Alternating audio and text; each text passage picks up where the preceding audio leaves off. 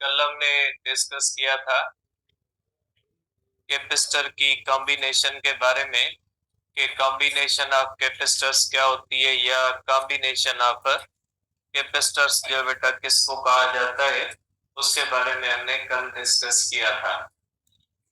आज हम डिस्कस करेंगे बेटा जो हमारा लास्ट टॉपिक है टाइप्स ऑफ कैपेसिटर्स। अब मुख्तलिफ जो है वो 3 टाइप्स दिए गए हमारे बुक के अंदर कि आप किस तरह से कैपेसिटर्स बना सकते हैं। देखिए बेटा, टाइप्स ऑफ कैपेसिटर पढ़ने से पहले आप कैपेसिटेंस का फार्मूला ध्यान में रखें कि कैपेसिटेंस का फार्मूला होता है epsilon naught epsilon R A upon D. ये फार्मूला कहता है कि अगर आप प्लेट्स की एरिया बढ़ाओगे तो कैपेसिटेंस बढ़ जाएगी। अगर आप प्लेट्स के दरमियान कोई और मीडियम रखोगे तो भी कैपेसिटेंस बढ़ जाएगी। अगर प्लेट्स के दरमियान डी को कम कर दोगे तो भी कैपेसिटेंस बढ़ जाएगी। तो ये आपको मेथड्स ऑफ इंक्रीजिंग कैपेसिटेंस बताता है। अब इसके अंदर हमने एक बात डिस्कस की थी कि एरिया ऑफ द प्लेट्स को बढ़ाने से कैपेसिटेंस को नहीं बढ़ाया जाता, इसलिए कि एरिया को बढ़ाने से साइज ऑफ द कैपेसिटर बढ़ जाती है और साइज ऑफ द कैपेसिटर को बढ़ाना नहीं होता। हमें कैपेसिटेंस बढ़ानी होती है, साइज ऑफ द कैपेसिटर नहीं बढ़ानी होती।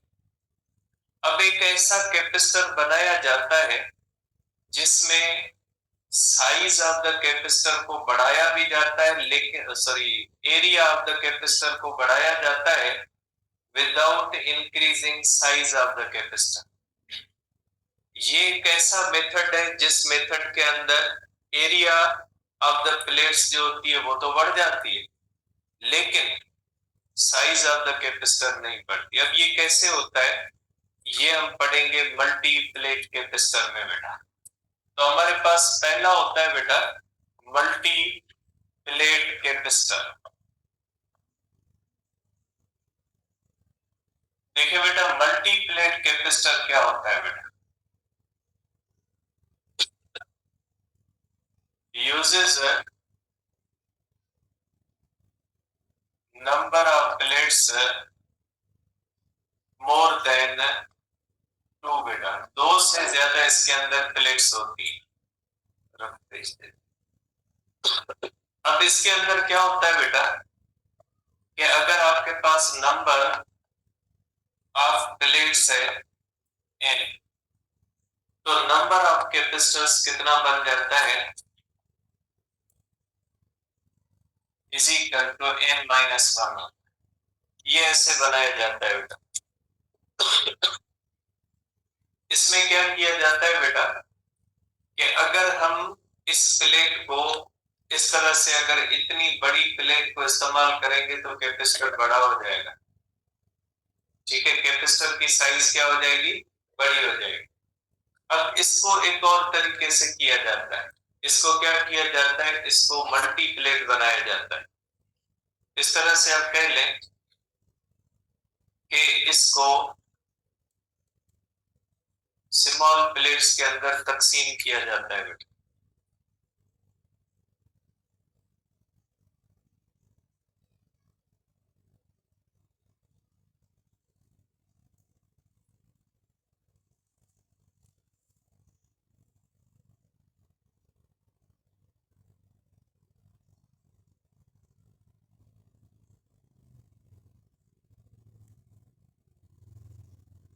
अब इस प्लेट से बेटा नंबर ऑफ प्लेट्स जो होता है ये बढ़ाया जाता है इस तरह से।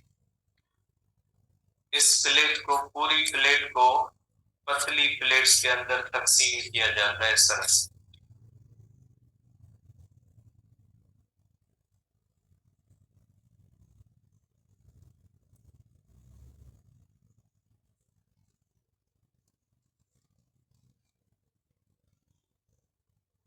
देखिए बेटा, ये जो एक प्लेट है ये मैंने तकरीबन 4 ये हैं और 4 ये हैं बेटा।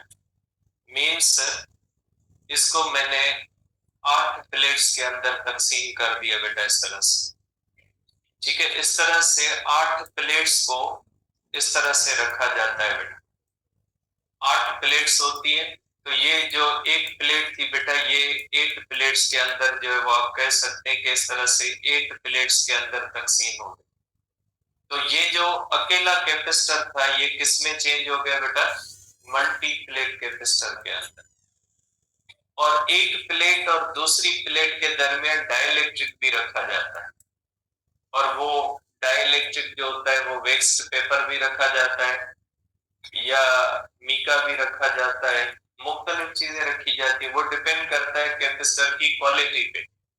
हल्के जो सस्ते कैपेसिटर्स होते हैं उनकी प्लेट्स के दरमियान वेक्स्ड पेपर रखा जाता है, और जो महंगे होते हैं, क्वालिटी वाले होते हैं, उनकी प्लेट्स के दरमियान मीका रखा जाता है। और प्लेट्स बहुत पतली होती है, टिन की प्लेट्स होती है।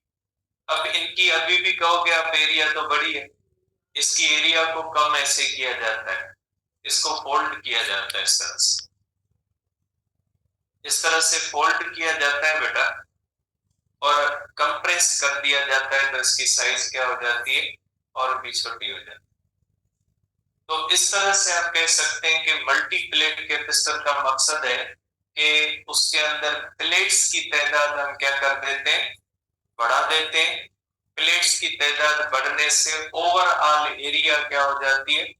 बढ़ जाती है, और कैपेसिटेंस क्या हो जाती है? बढ़ जाती है। आप इसको इस तरह से देखोगे, सपोज करें बेटा ये आपने प्लेट्स ली, मल्टी प्लेट कैपेसिटर के अंदर आपने इस तरह से एन प्लेट्स ली हैं बेटा।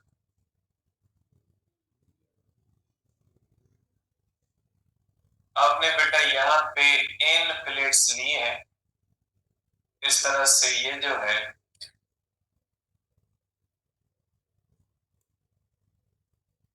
ये इस तरह से बेटा इनको आपने मिक्स किया, और इनके दरमियान आप इस तरह से डाइलेक्ट्रिक रखते हैं।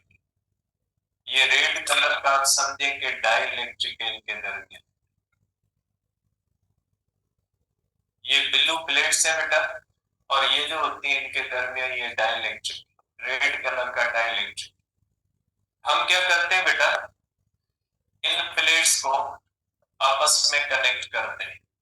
इन प्लेट्स को आपस में कंबाइन किया, और इन प्लेट्स को आपस में कंबाइन कर दिया। अब हम क्या करते हैं बेटा, इसको हम कनेक्ट करते हैं पॉजिटिव टर्मिनल से, और इसको हम कनेक्ट करते हैं नेगेटिव टर्मिनल से। देखें, ये प्लेट पॉजिटिव हो जाएगी, ये पॉजिटिव हो जाएगी, ये पॉजिटिव हो जाएगी, ये पॉजिटिव।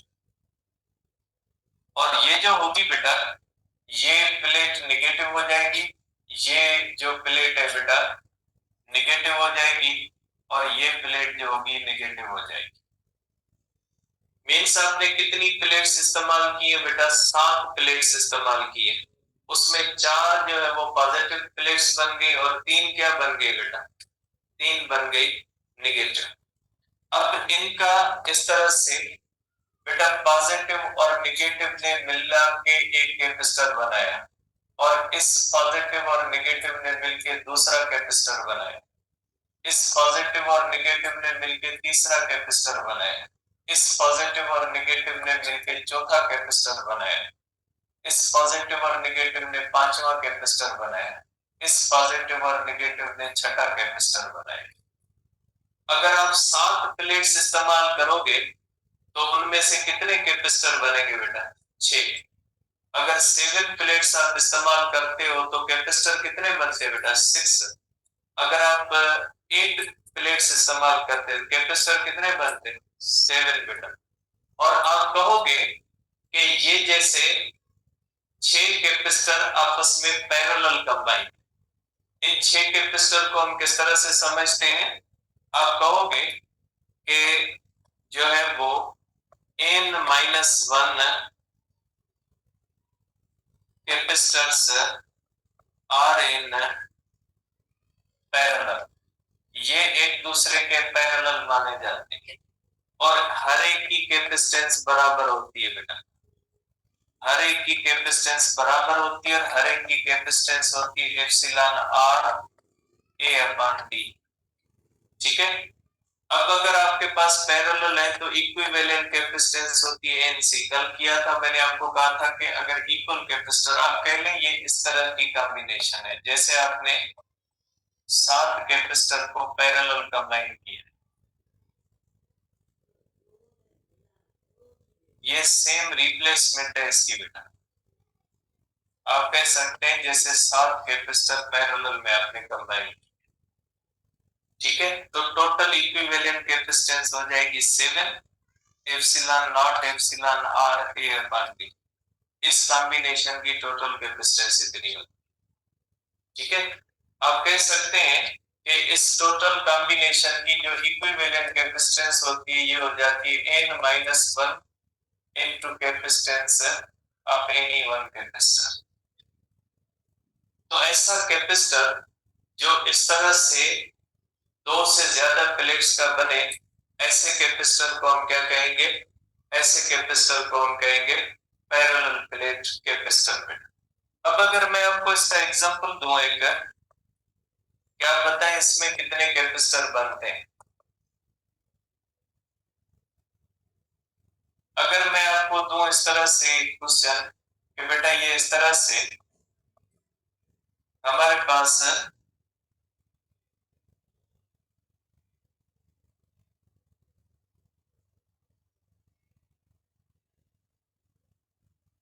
आप बताएं इसमें से कितने कैपेसिटर बनते हैं बेटा? 4 प्लेट्स हैं, ठीक है, तो कितने बनेंगे? 3, लेकिन बनेंगे 2। ठीक है, अब 2 क्यों बनेंगे देखें बेटा, देखें ये इसमें और इसमें फर्क है बेटे, ये इस तरह से है, अल्टरनेट है ऐसे। ठीक है, अब ये ऐसे नहीं, ये देखें पॉजिटिव बनती है, ये पॉजिटिव, ये नेगेटिव बनेगी, ये नेगेटिव। पॉजिटिव और नेगेटिव का एक कैपेसिटर, पॉजिटिव और नेगेटिव का दूसरा। नेगेटिव नेगेटिव के साथ कैपेसिटर नहीं बनाएगी। इसकी 4 प्लेट से कितनी बनती है बेटा? 2 बनती है। जब अल्टरनेट प्लेट्स होती है ना तो ये फार्मूला लगता है, हर जगह पे नहीं लगता। ठीक है ना, ध्यान से देखना है कि कितनी प्लेट्स हैं और किस कॉन्फ़िगरेशन के अंदर दी हुई। जरूरी नहीं कि हर एक को आप सेम चीज के ऊपर डील करो। ठीक है ना, कोई किस तरह से होता है, कोई किस तरह से होता है, तो उसी हिसाब से आपने इसको डील कर। ठीक है, तो ये हो गया बेटा मल्टी प्लेट कैपेसिटर। अब इसके बाद होता है बेटा हमारे पास, बेटा स्क्रीनशॉट जो लेना चाहे ले लें, ऑनलाइन वाले फिर रेडियां करते हैं।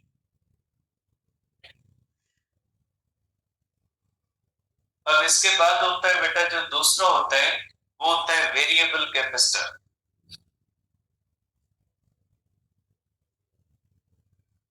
दूसरा होता है बेटा वेरिएबल कैपेसिटर।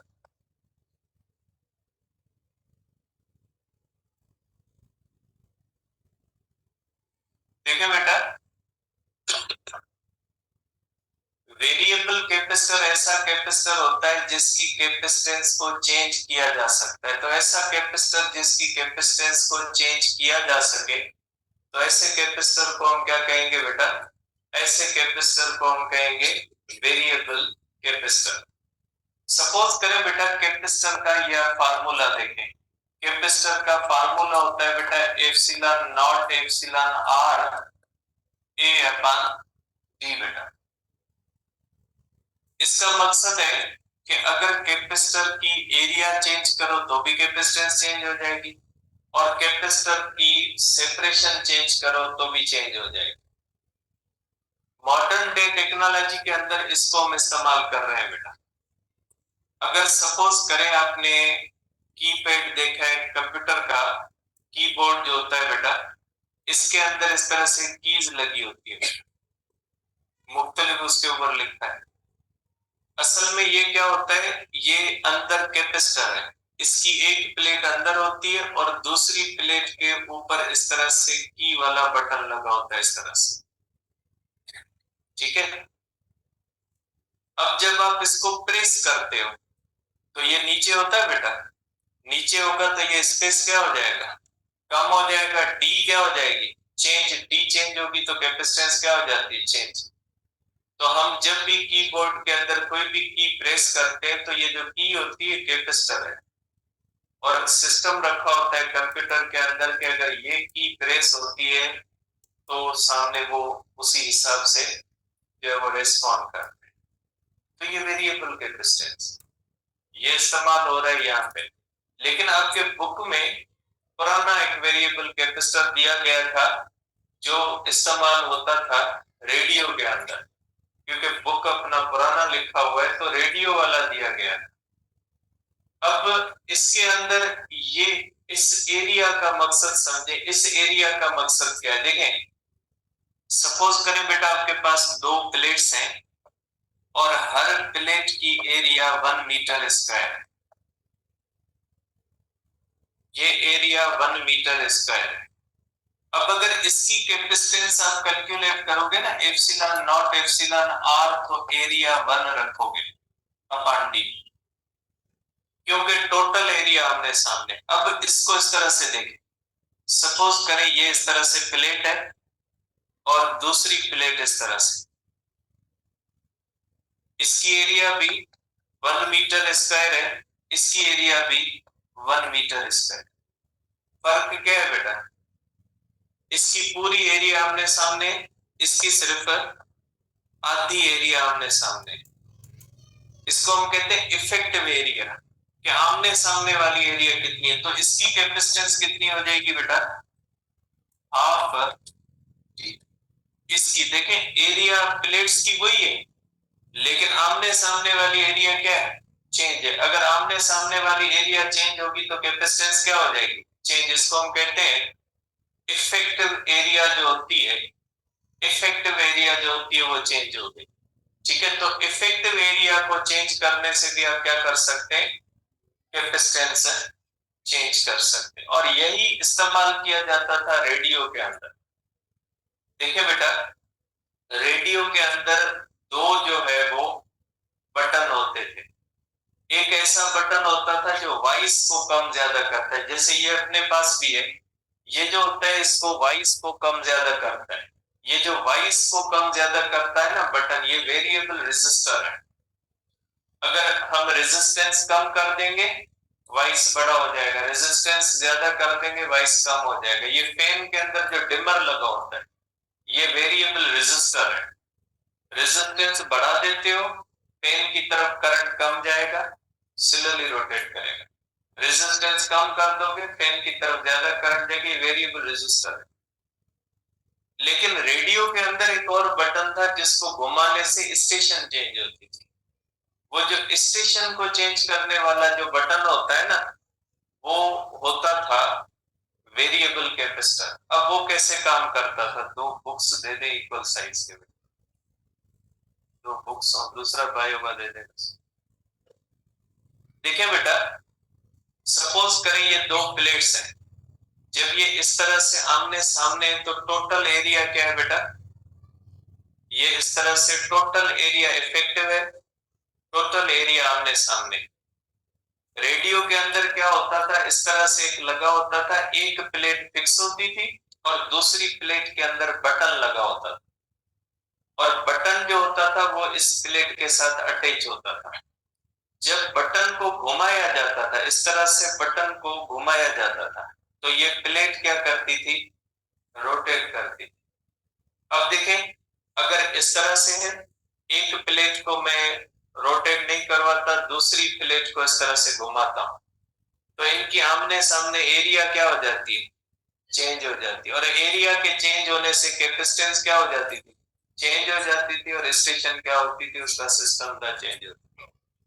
और ये एक ऐसा कैपेसिटर था जिसके दरमियान जो डाइलेक्ट्रिक था वो एयर था। एयर को हम एज अ डाइलेक्ट्रिक इस्तेमाल करते हैं। क्या कर रहे हैं आप बेटा, क्या कर क्या रहे हैं आप तो यहाँ के स्टूडेंट भी नहीं है, अब जाहिर है बाहर से आए, इतने पैसे भर के क्यों आए, जब आपने पढ़ना नहीं है। तो घर पे सही नहीं थे, हॉस्टल्स के अंदर खाने का मसला, बहुत सारे इश्यूज होते हैं, क्यों तकलीफ क्यों ये बर्दाश्त कर? घर चले जाए फिर ये चले। तो ये होता था बेटा वेरिएबल कैपेसिटर, जो रेडियो के अंदर इस्तेमाल होता था, और जिसका जो मकसद था, ठीक है, जिसका पूरा जो मकसद था वो यही था कि इफेक्टिव एरिया को चेंज करके कैपेसिटेंस को चेंज करें। तो ये पुराने दौर के अंदर इस्तेमाल होता है। तीसरा एक कैपेसिटर है बेटा जो इलेक्ट्रोलाइटिक कैपेसिटर कहलाता है। अब इलेक्ट्रोलाइटिक कैपेसिटर किसको कहा जाता है, या इलेक्ट्रोलाइटिक कैपेसिटर क्या होता है बेटा? ये आखिरी टॉपिक है बेटा आपका इस चैप्टर का, इलेक्ट्रोलाइटिक कैपेसिटर। बेटा इलेक्ट्रोलाइटिक कैपेसिटर का मकसद होता है बेटा, इसके अंदर इस चीज को इस्तेमाल किया जाता है। देखिए बेटा, कैपेसिटर होता है इस तरह से, इसके दरमियान हम वेक्स्ड पेपर को हम रखते हैं एज अ डाइलेक्ट, या मीका को रखें, कोई भी मटेरियल आप रखते हैं इनके दरमियान डाइलेक्ट। अब आपको पता है डाइलेक्ट्रिक जितना थिक होगा, कैपेसिटर्स के दरमियान जो स्पेस डी होगा क्या होगा बेटा, ज्यादा, और जितना स्पेस डी ज्यादा होगा कैपेसिटेंस क्या होगी, कम। इसका मकसद है डाइलेक्ट्रिक को जितना पतला रखेंगे उतनी प्लेट्स क्लोज होंगी और कैपेसिटेंस क्या हो जाएगी बेटा, ज्यादा। लेकिन आपको पता है वेक्स्ड पेपर है या मीका है या एनी अदर जो इंसुलेटर है, उसकी अगर आप शीट बनाओगे ना, तो शीट को पतला करने की एक लिमिट होती, उससे ज्यादा जो है वो उसको पतला नहीं कर सकते, वो टूट जाएगी। जैसे रोटी होती है ना बेटा, उसको पतला करने की एक लिमिट होती है, उससे तो पतली रोटी नहीं बनाई जा सकती। इसी तरह से बेटा जो डाइलेक्ट्रिक होता है ना, आम नॉर्मल डाइलेक्ट्रिक, उसको पतला करने की एक लिमिट होती है, उसे ज्यादा थिन नहीं बना सकते। अब इसके लिए एक इलेक्ट्रोलाइट से हेल्प ली जाती है। तो इलेक्ट्रोलाइटिक कैपेसिटर में क्या किया जाता है, कैपेसिटर की प्लेट ली जाती है, एल्यूमिनियम की प्लेट होती है बेटा, एल्यूमिनियम की प्लेट होती है। हम क्या करते हैं, इसको पहले बेटा इस तरह से कपड़े के अंदर फोल्ड करते हैं, इसके बाद पूरा कपड़े के अंदर फोल्ड कर देते हैं, जिसको मसलिन सॉक्स कहा जाता है, सॉक्स की तरह होता है। उसके प्लेट को कपड़े के अंदर फोल्ड कर देते हैं, ठीक है। उसके बाद हम क्या करते हैं, इसको अमोनियम बोरेट के अंदर भिगोते हैं। सपोज करें हमारे पास अमोनियम बोरेट का सॉल्यूशन है, उसके अंदर इसको भिगोते हैं। तो आपको पता है कि जो सॉल्यूशन होता है उसमें ये कपड़ा भीग जाएगा।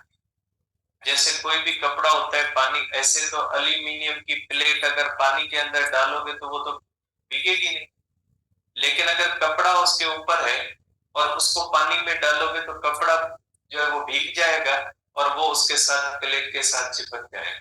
इसी तरह से अमोनियम बोरेट का जो सॉल्यूशन होता है उसके अंदर इसको डालते हैं और कपड़ा जो होता है ये भीग जाता है, इसको पूरा जो होता है वो चिपक जाता है।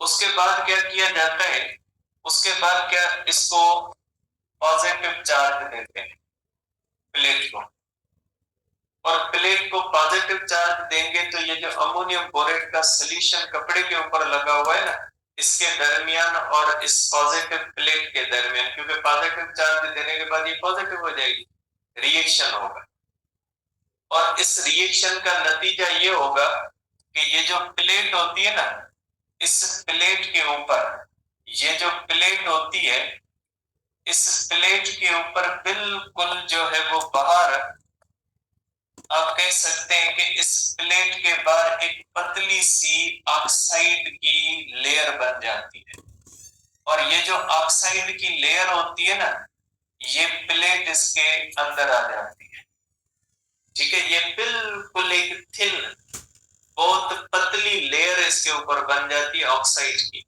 और उसके बाद क्या किया जाता है, उसके बाद दूसरी प्लेट को इस तरह से इसके साइड में रखा जाता है, और ये जो ऑक्साइड की फिल्म होती है ना, ये डाइलेक्ट्रिक के तौर पे काम करती है। इनके दरमियान डी जो होता है वो एक्सट्रीमली स्मॉल होता है, एक्सट्रीमली स्मॉल हो जाता है, और जिसका नतीजा ये निकलता है कि डी बहुत कम हो जाता है, कैपेसिटेंस क्या हो जाती है, बहुत ज्यादा बढ़ जाती है।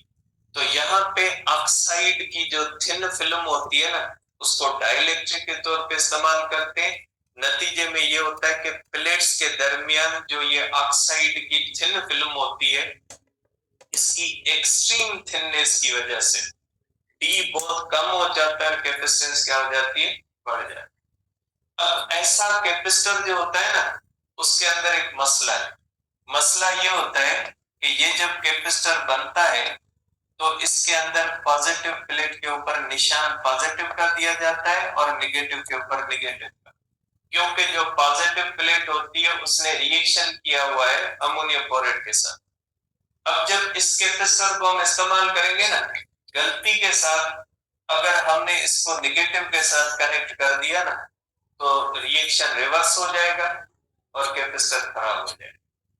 तो इसमें एहतियात करनी है कि जो पॉजिटिव टर्मिनल होता है वो हमेशा पॉजिटिव रखना है, और नेगेटिव टर्मिनल जो होता है उसको हमेशा नेगेटिव रखना है। एसी के अंदर इस्तेमाल नहीं होता, क्योंकि एसी की पोलैरिटी कांस्टेंट नहीं होती। ठीक है, तो ये चैप्टर आपका कंप्लीट है। ठीक है।